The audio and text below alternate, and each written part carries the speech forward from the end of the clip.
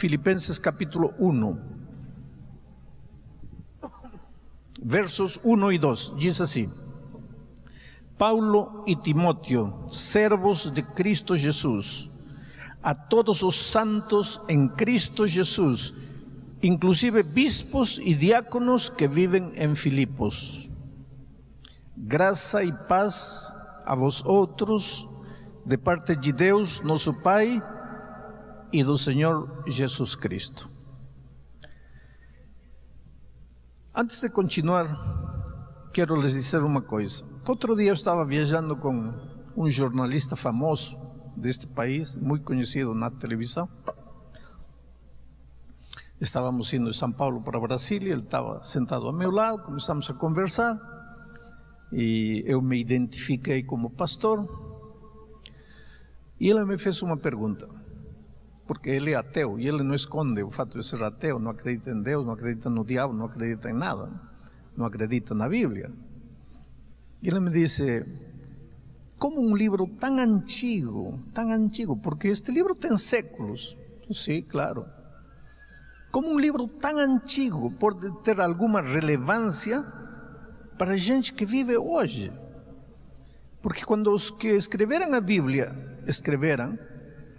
usavam sandália, usavam túnica, cabelo comprido, barba, não existia nada, não existia telefone, não existia internet, não havia computador, não havia iPad. Então, como um livro tão antigo pode servir hoje?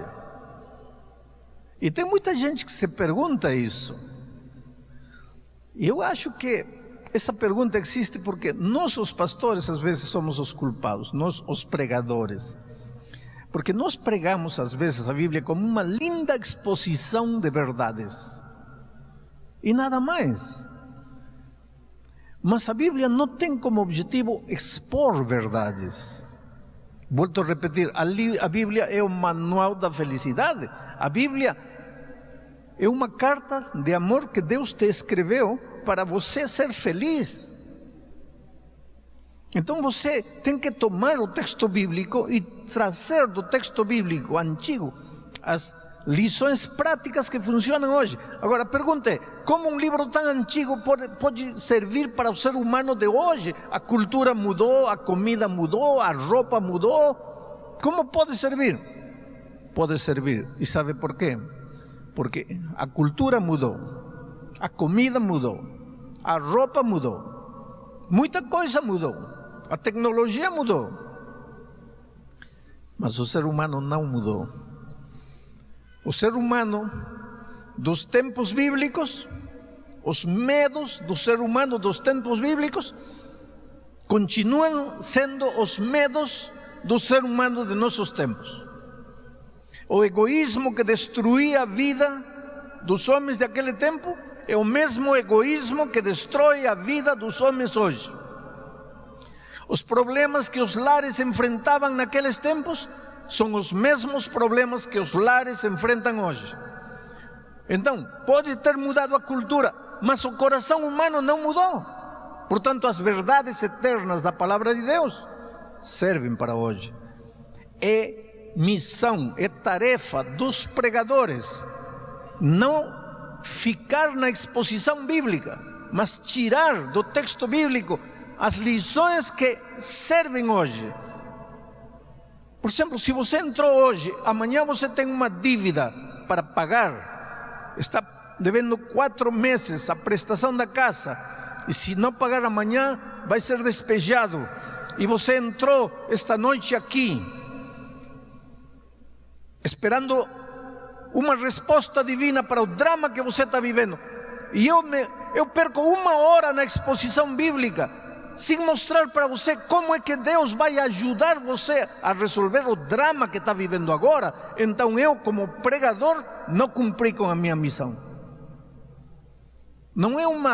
A pregação não é uma bela exposição de teologia, nem uma obra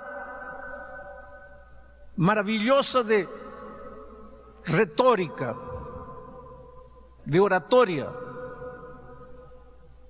Quando eu elaboro a minha mensagem, eu estou pensando em você. Agora você vai dizer, como você me conhece? Não, eu não conheço você, mas eu me conheço. E você não é diferente de mim. Os medos que eu tenho são os medos que você tem.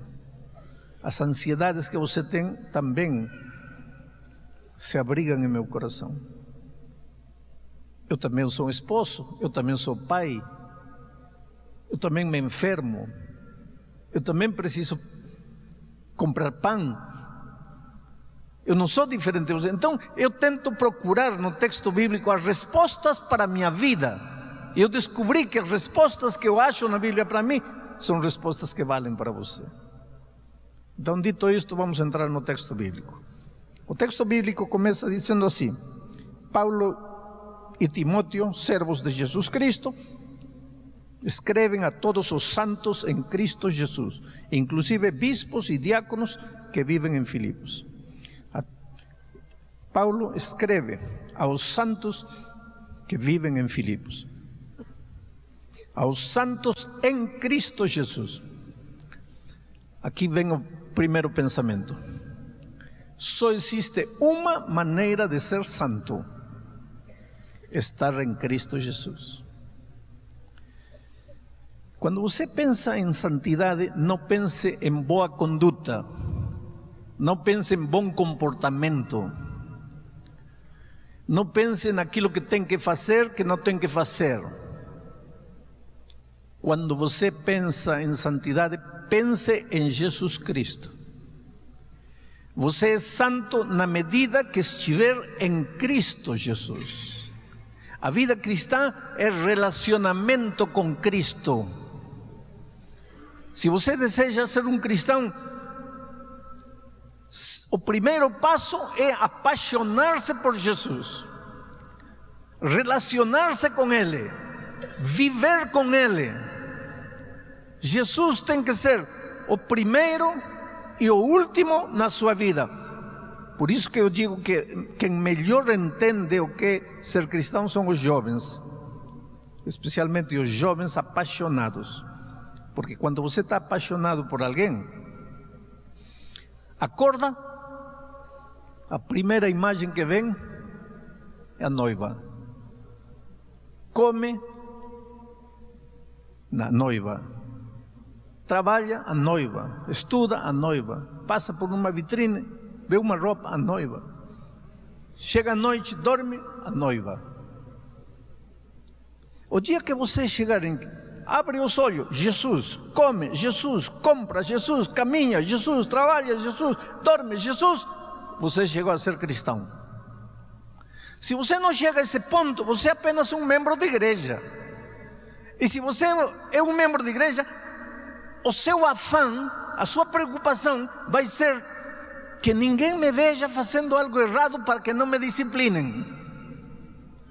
Mas se você está apaixonado por Jesus, você não vai viver em função dos seres humanos, você vai viver em função de um amor maravilhoso. Você precisa se apaixonar por Cristo. Porque quando uma pessoa ama a outra, o que mais quer é ver a outra pessoa feliz. Aí você descobriu o que é vida cristã. Santo, desde o ponto de vista bíblico, não é aquele que não peca. A palavra santo, na linguagem grega, quer dizer separado. Vamos dizer que eu pego esta folha e a separo. Esse ato de separar a folha das outras folhas é santificar. Eu estou santificando em grego, estou santificando a folha. Esta folha é santa, que quer dizer, foi separada das outras. Aqui está, não no sentido pejorativo, mas aqui está o montão. O montão. Eu tiro esta da multidão para um propósito especial. Eu vou levar esta folha na minha Bíblia. Eu santifiquei a folha. Quando Paulo disse que escreve aos santos, Ele está dizendo: estou escrevendo para aqueles que um dia foram separados da multidão para um propósito maravilhoso. E querido, você é chamado a ser santo. Quer dizer, Deus tem um plano lindo para a sua vida. Um plano que você talvez ainda não descobriu. Eu um dia conheci uma moça que estava com a vida completamente destruída. Estava pregando em Porto Alegre uma noite fria, assim como esta. Estava no camerino e alguém me apresentou a uma arquitecta que tinha se convertido, estava apaixonada por Cristo, tinha se batizado há pouco tempo. E ela me disse: pastor, poderia me ouvir 2 minutos? E ela contou uma história interessante. Disse: pastor, o senhor me vê aqui, arquitecta, e não tem a mínima ideia do que eu fui. Mas eu um dia estava destruindo minha vida na miséria, na promiscuidade, no pecado. Eu não era nem sombra do que sou hoje. Eu não servia nada, eu não valia nada, eu não tinha respeito próprio, eu não tinha dignidade, eu não tinha valores, virtudes. Eu era lixo, pastor. Até que um dia descobri que Deus tem um plano para a minha vida. E eu vivia como vivia porque eu não sabia para que vim ao mundo, o que faço nesta terra, para que nasci. E o dia que eu descobri que eu vim para este mundo com um plano maravilhoso de Deus para mim, esse dia tive vergonha de continuar no lixo e saí de lá. Agora ela é santa, quer dizer, separada da multidão, para um propósito nobre. Muitos de vocês, cada manhã se levantam e sabem o que vão fazer. Mas você conhece qual é o plano de Deus para a tua vida? Não estou falando de ser advogado, ser médico, ser engenheiro, não. Você sabe para onde está indo. Você tem certeza de olhar para o futuro assim, mas sem medo. Saber que é um plano glorioso para a sua vida. E mesmo que neste momento as coisas estão escuras na sua volta, você não enxerga a saída. Está vivendo um drama, está vivendo um problema, parece que está tudo errado, nada dá resultado. Mas você sabe que você está indo para lá. E que tudo isto é acidente de percurso, e que tudo isto vai passar, porque tem um plano divino para você esperando lá. Isso lhe dá sustento à tua vida, isso lhe dá sentido à tua vida, isso lhe dá plenitude à tua vida. E Deus quer que você viva desse jeito. Por isso Jesus um dia disse: eu vim para trazer vida, e vida abundante, vida exuberante, vida plena, vida com sentido. Mas para isso você tem que ter certeza de que você é santo, você é escolhido, você é separado da multidão, você é especial, seu corpo é especial, sua vida é especial. Você não tem o direito de malgastar a coisa bela que você é na miséria deste mundo. Você é precioso para Deus. E é essa certeza interior que vai te impulsionar a abrir as asas e voar para os horizontes sem fim que Deus tem preparado para você. Mas a parte central da minha mensagem vem no versículo 2, quando Paulo diz assim: graça e paz a vosotros de parte de Deus, nosso Pai, e do Senhor Jesus Cristo. Graça e paz. Paulo em Romanos 5:1 diz assim: justificados, pois, para com Deus temos paz. Justificados, pois, temos paz. Agora Paulo escreve aos Filipenses e diz: o primeiro que desejo para vocês é paz. Por quê? Quando você se torna cristão, quando você entrega o coração a Jesus, o primeiro que Jesus te dá, a primeira coisa que Jesus te dá é paz. Por que paz? Porque quando Adão e Eva caíram no pecado, o primeiro sentimento negativo que o inimigo colocou neles foi o medo, que é contrário da paz. É como se o inimigo, ao colocar medo no coração deles, tivesse dito assim: pronto, se eu colocar medo no coração deles, já não preciso me dar o trabalho de fazer nada, porque o medo sozinho vai destruir eles. E é verdade, o medo paralisa, o medo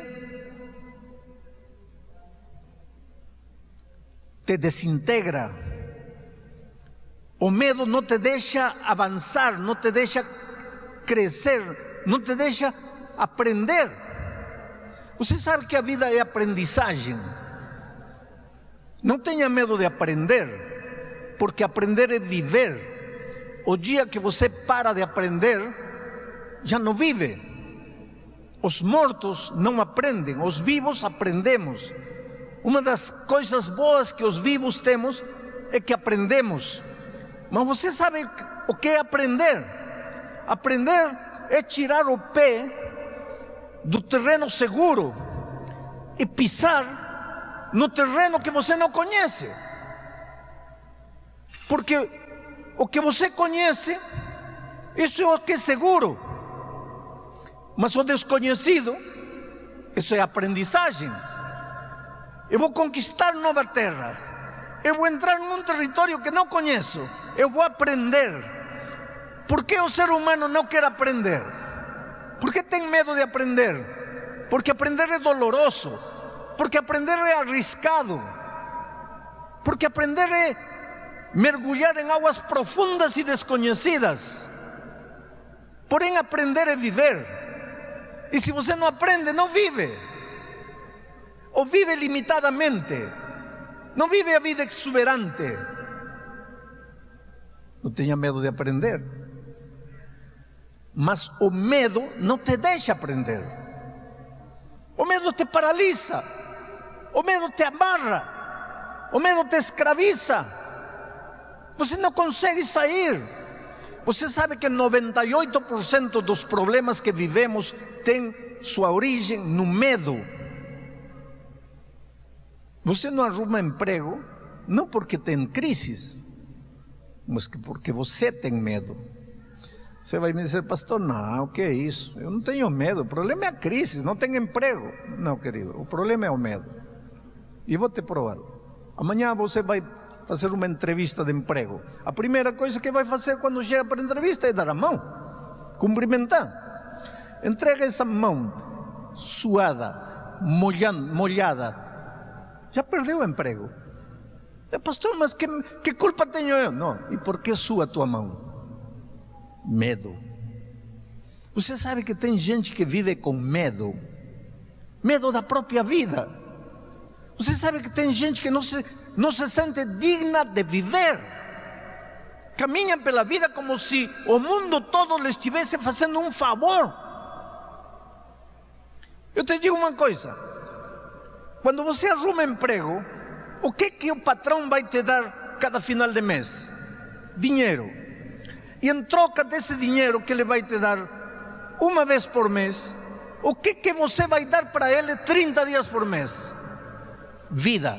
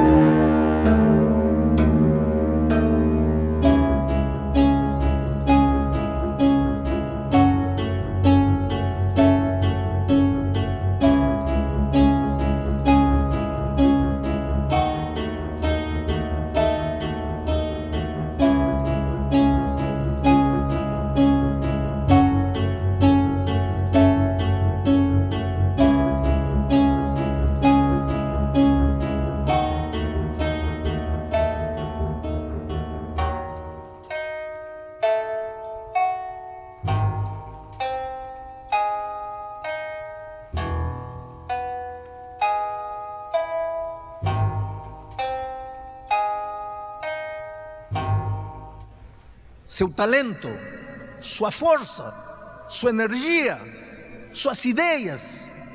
E o que o patrão vai te dar? Dinheiro. Coloca na balança o que pesa mais, dinheiro ou tua vida.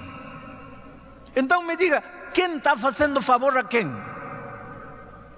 E por que você então vai a procurar emprego pensando no seu coração, tomara que me dê? Como que tomara que me dê? Você vai fazer um favor a ele, por que você vai sentir indigno? Mas o medo, por que um homem grita com a esposa? Medo. Quando numa discussão começa a gritar, para de defender suas ideias e começa a se defender a si mesmo. Lembra disso? Quando numa discussão deles começa a gritar, para de defender suas ideias, começa a se defender a si mesmo. O medo faz gritar. O medo. Então, um ser humano com medo não é feliz. Não é feliz na vida familiar, não é feliz na vida financeira, não é feliz. Outro dia, eu estava conversando com um homem que bateu no garoto de 5 anos, no seu filho. Ele disse que castigou, bateu. Só que depois de bater, ele descobriu que ele estava errado e o filho de 5 anos tinha razão.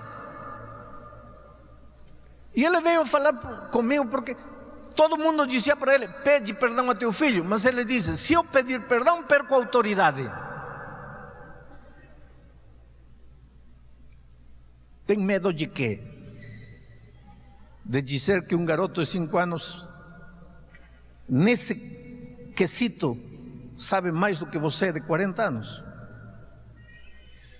Você como patrão tem medo de dizer que o faxineiro, nesse item que estavam discutindo, está certo, e você como patrão com doutorado na Harvard está errado. Medo de quê? Você sabe que a vida está cheia de medo. É o medo que estraga os relacionamentos, estraga os casamentos, estraga as amizades, estraga as relações laborais. É o medo que arruina a vida financeira. Medo. Como o medo pode arruinar a vida financeira? Tem gente que abre o guarda-sapato e diz assim, não tenho sapato, 40 pares aí, não tenho sapato. E esses 40, não, mas que nenhum deles combina com a roupa que tenho. Tem gente que para ir à igreja abre o guarda-roupa, não tenho roupa. 20 vestidos aí. Não, mas é que já me viram com esse. E qual é o problema que te vejam por segunda vez com esse? Medo.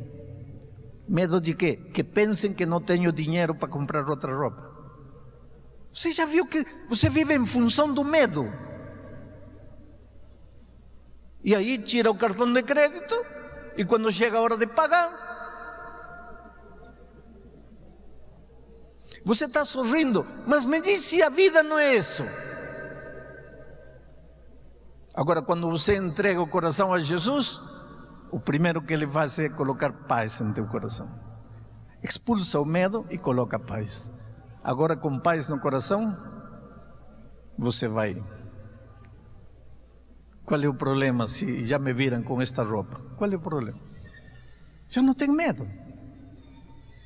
Por que tenho que gritar? Já não tenho medo. Por que tenho que mostrar que sempre estou com a razão? Só porque tenho um doutorado? Não, se acabou o medo. E quando se acabou o medo, a vida se facilita.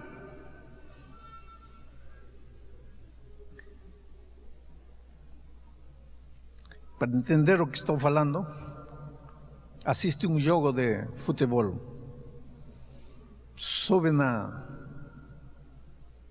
arquibancada e fica olhando os jogadores no campo. Aí pega o jogador a bola dentro das 18 yardas. Você que está lá vê que tem um sozinho aqui e tem outro mais sozinho lá. Mas o coitado que está com a bola, onde as batatas queimam, ele só vê perna por todo lado. E você que está lá, cabeça fria, grita: olha o ponta, olha o ponta. Ele não vê, porque ele está com medo. Você vê, porque você está sem medo. Eu não vou minimizar os dramas que você enfrenta na vida. Cada um tem seu drama. Eu seria tolo dizer que teu problema não é problema, porque é problema. E o problema teu talvez pode não ser meu, e o meu pode não ser teu.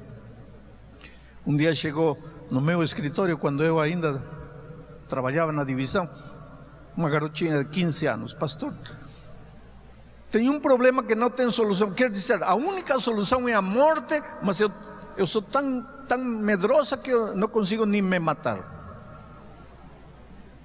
Uma menina de 15 anos. Como é que a única solução é a morte? Qual é o teu problema? É que estou grávida. Sou filha única. Meus pais não sabem. Como que eu vou falar para eles que estou grávida? Esse é um drama.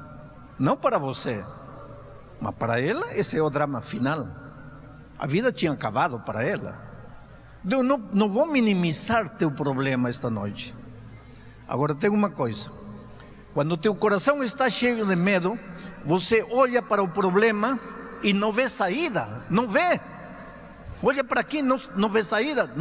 Não tem saída, não tem saída. Então só enxerga duas saídas: uma, fugir, desaparecer, sumir. A outra, dar-se um tiro. Mas nenhuma dessas é saída.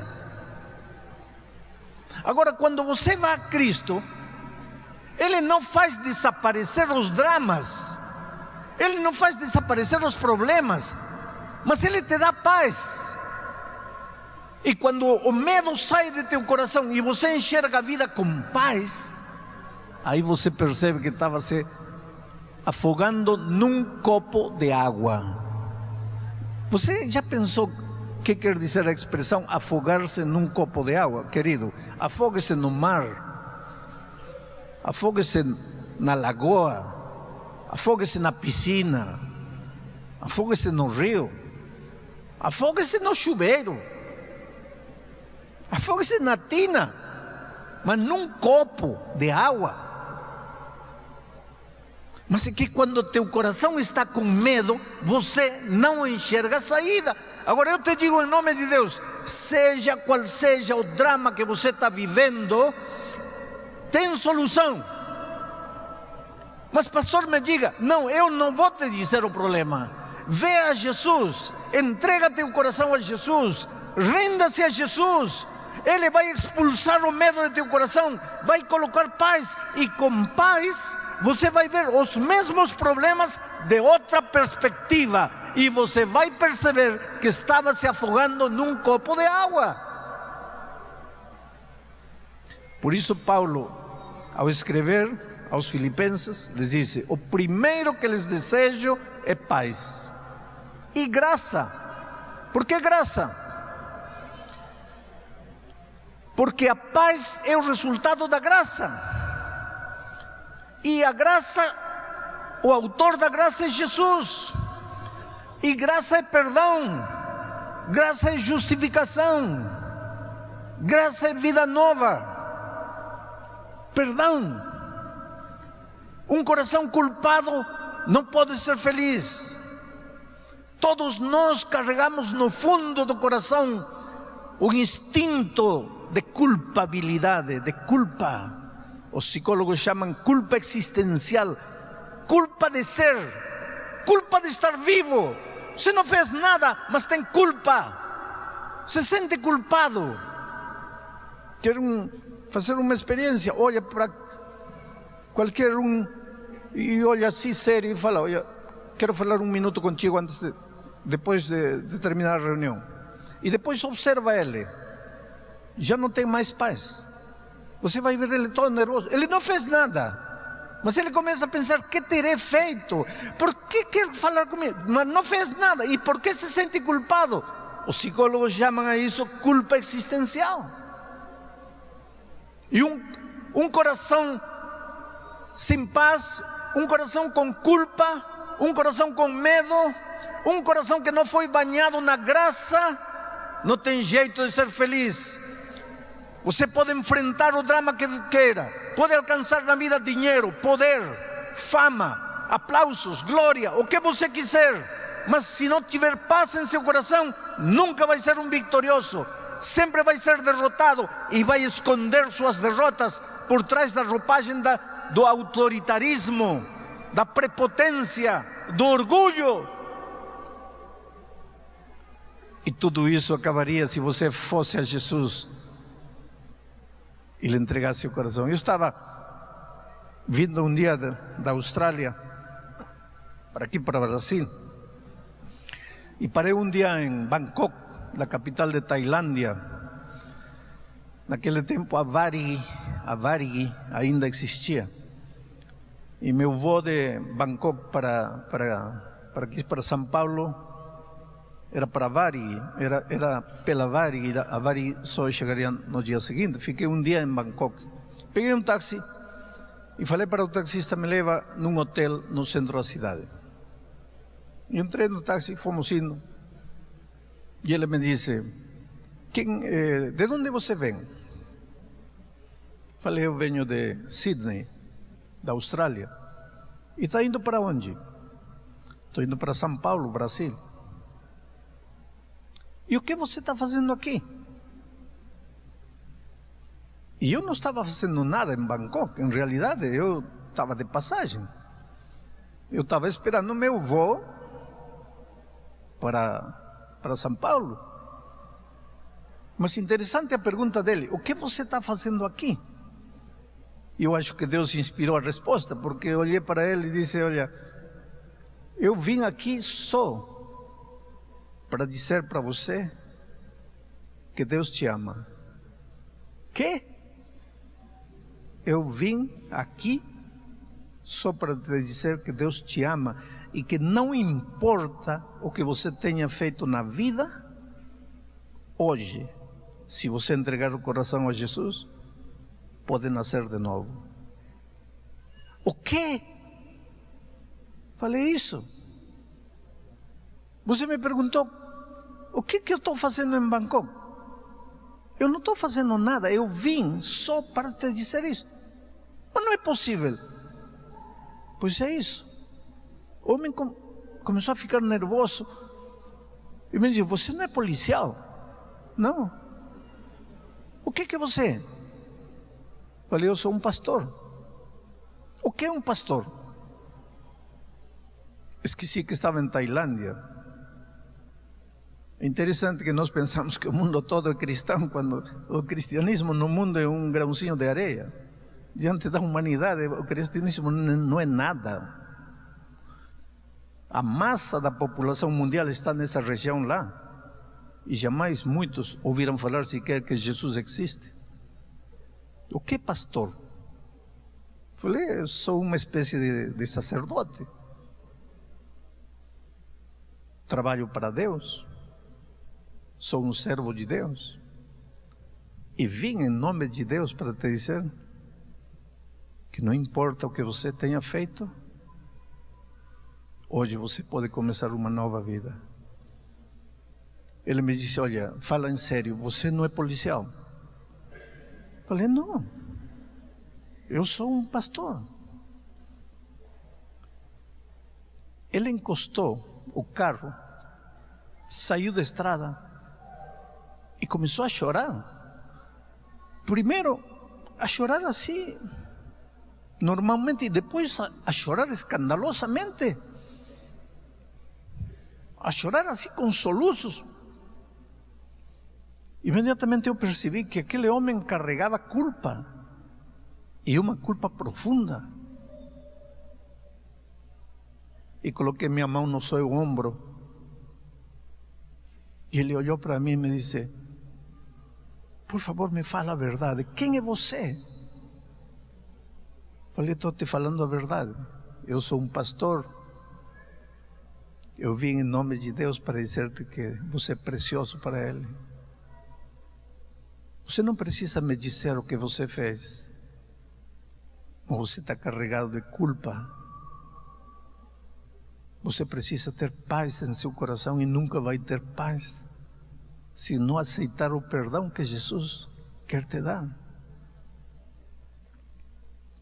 E esse homem me contou uma história impressionante. Casou com 18 anos no interior da Tailândia. Ele matava patos. Lá come muito marreco. Ele matava marrecos. Esse era seu trabalho. Um dia, por algum motivo, retornou para casa mais cedo e encontrou a sua esposa jovem com outro homem na sua casa. Ele foi na cozinha, pegou um machete, um machado, um facão de matar marreco e matou os dois. E ficou desesperado, sem saber o que fazer. E o melhor lugar para se esconder numa cidade grande, o melhor lugar para se esconder é uma cidade grande. Numa cidade grande ninguém sabe quem mora ao lado, ninguém sabe o nome de ninguém, ninguém se importa com ninguém. E ele fugiu para Bangkok, uma cidade de 6 milhões de habitantes naquele tempo. E passaram 30 anos. Lá ele casou-se de novo, tinha 3 filhos lindos, aprendeu a falar um pouco de inglês, era taxista e fazia serviço no aeroporto. E ele disse, há noites que eu tenho pesadelos terríveis. Eu sinto como que, assim, em meus sonhos, minhas mãos manchadas de sangue. Uma voz que me disse, assassino. Eu sinto que, em meu sonho, eu vejo que os policiais entram, me algemam, me arrastam, e meus filhos ficam chorando, e os policiais me levam. 30 anos sem paz, e de repente você aparece e me diz que vem em nome de Deus para dizer que toda a minha vida passada está perdoada, que não importa o que eu fiz. Fala a verdade, quem é você? Falei, estou te falando a verdade. Eu sou um ministro de Deus. E não importa o que você fez. Teus pesadelos acabaram hoje. Tua vida passada terminou hoje. O que preciso fazer? Nada. Porque é graça, é grátis, não se paga nada. É só abrir o coração e dizer, Senhor, preciso de Ti, me perdoe.